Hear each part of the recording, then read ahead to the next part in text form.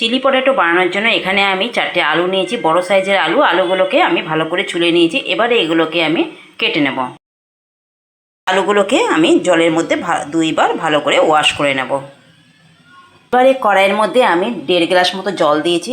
অল্প পরিমাণে একটু লবণ দিয়ে দিচ্ছি, হাফ চামচ মতো লবণ দিচ্ছি। আর আমি এখানে 1 চামচ মতো ভিনিগার দিয়ে দিচ্ছি।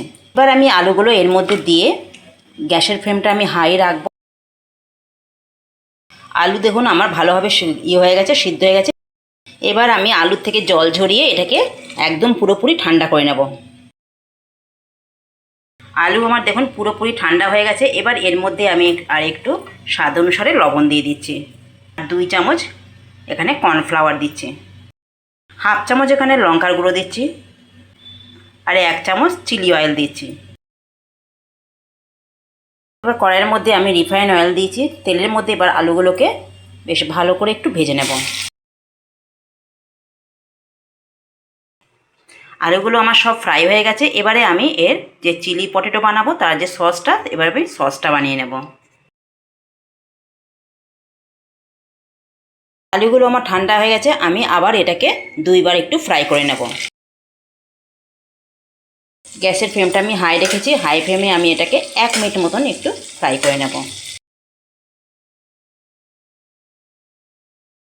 চিলি পটেটো সস বানানোর জন্য এখানে আমি 2 চামচ তেল দিয়েছি, সর্ষের তেল। আর এর মধ্যে আমি কিছুটা রসুন কুচি দিয়ে দিচ্ছি।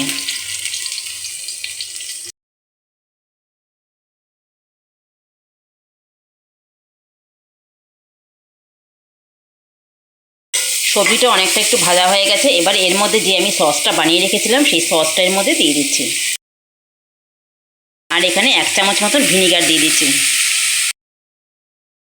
এবার গ্যাসের ফ্লেমটা আমি মিডিয়াম করে দিয়েছি। এই অবস্থাতে আমি এর মধ্যে অল্প একটু জল দেব। এবার আমি হাফ চামচ মতন এখানে কর্নফ্লাওয়ার অ্যাড করছি। তো এবার যে আমি 2 বার আলুগুলোকে ফ্রাই করে রেখেছি সেই আলুগুলোকে এর মধ্যে দিয়ে দিচ্ছি।